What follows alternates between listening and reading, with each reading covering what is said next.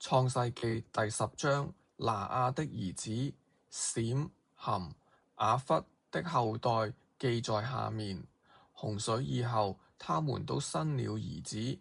雅弗的兒子是歌繆、瑪各、瑪代、雅完、示土巴、納設、米設、提拉。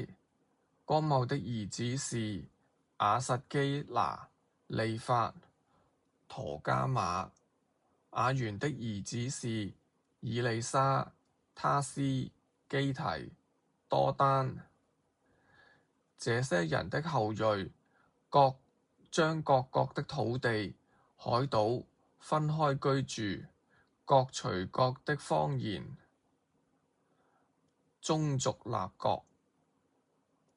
含的兒子是古實、密西、弗、迦南。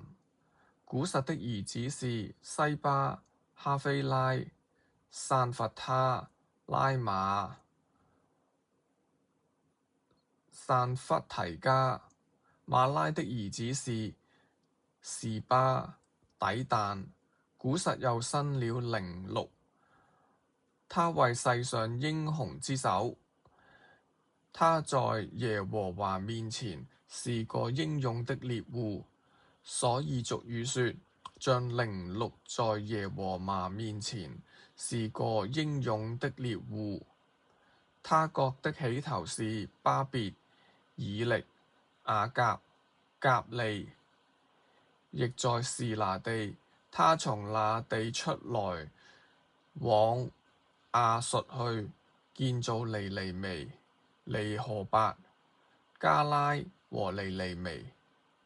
迦拉中間的利先，這就是那大城。密西、新、路底人、亞蘭米人、利哈比人、拿弗、土希人、帕斯魯世人、加斯魯希人、加菲托人。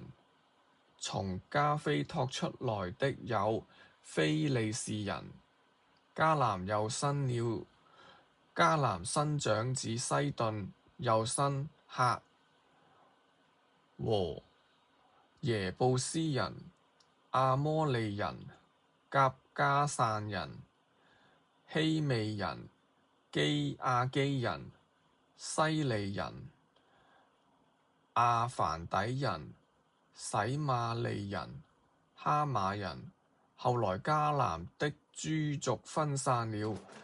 迦南的境界是從西頓向基拉耳的路上，直到迦薩，又向所多瑪、蛾摩拉、革瑪洗遍的路上，直到拉沙。這就是含的後裔，各隨他們的種族、方言所住的土地、邦國。